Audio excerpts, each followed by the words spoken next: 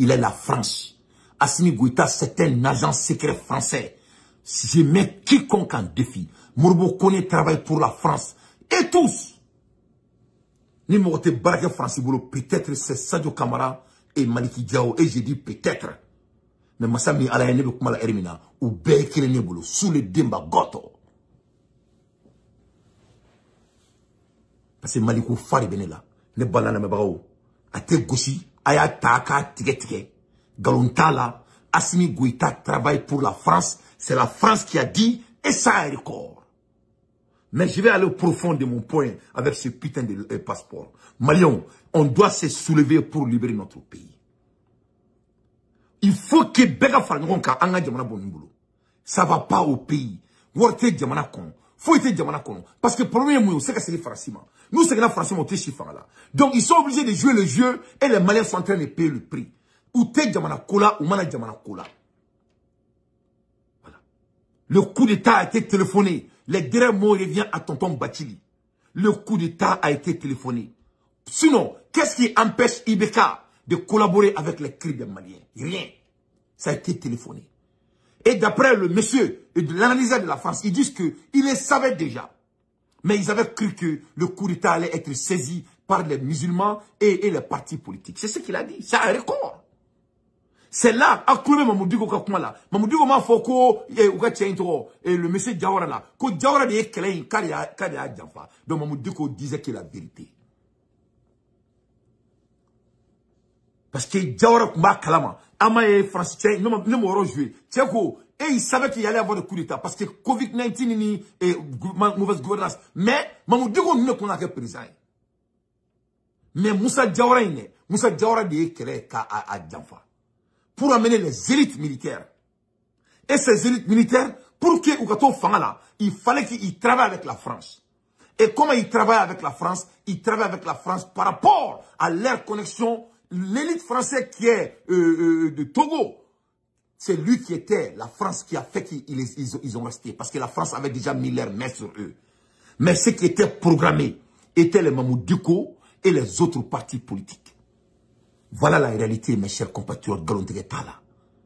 Assimi Goïta travaille pour la France. C'est la seule raison ils sont au pouvoir. Voilà pourquoi l'économie ne bouge pas et rien ne bouge. Bref, c'est une vidéo super importante pour comprendre comment le mécanisme France-africain fonctionne encore, afin que bien évidemment, nul n'en ignore.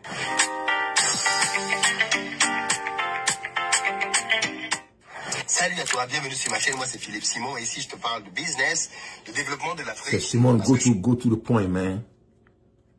Dans les prochains jours, je vais faire intervenir sur cette chaîne plusieurs de nos élèves qui vont partager. Lui, il est en train de vendre là.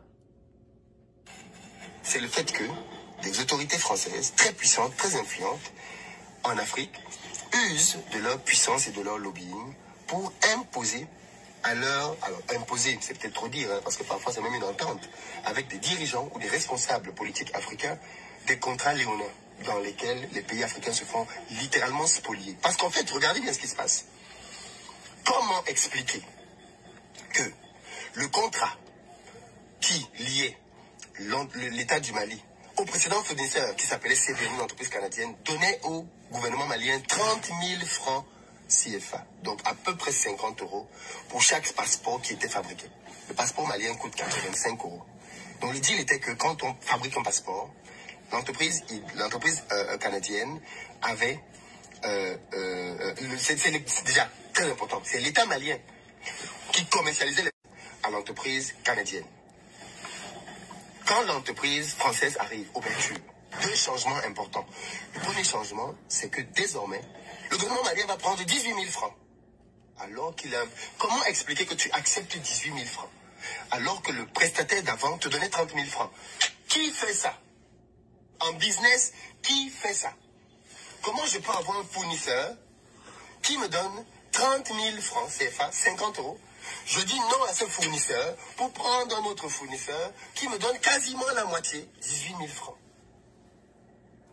À peine 30 €. Même pas 30 €. Qui fait ça? Qui de sensé et de logique peut accepter un tel deal? Mais attention, c'est pas tout. Dans le deal, il y a un autre changement qui est très important. L'entreprise Ouverture, désormais, va être en charge de la commercialisation des passeports. C'est-à-dire que désormais, quand on paye, c'est Ouverture qui prend l'argent et qui reverse donc une partie au gouvernement. Je ne sais pas ce que ça vous évoque, mais ça, c'est typique de la France-Afrique. C'est typique du... Voilà, donc je m'arrête ici. Je crois que Aya Femme, c'est ça. Donc, on est Ademia. Après, ils ont changé le nom à Ademia. C'est-à-dire, c'est autant corrompu. C'est-à-dire, à chaîner nous à au niveau de là. Oui, Mali Taka, comme Mali ke Jansai, comme Mali ke Bin, comme Mali ke Paye, ni niveau de là. Il faut trouver les tala. N'y a pas de madame la nebe kachi quoi. Bon, il y a une quête depuis autant de Ibeka. Massami alaye, omo kelem, ou fleka jamana ka passeport tatouan ka do omo kelenema. Ne balan la mebrao.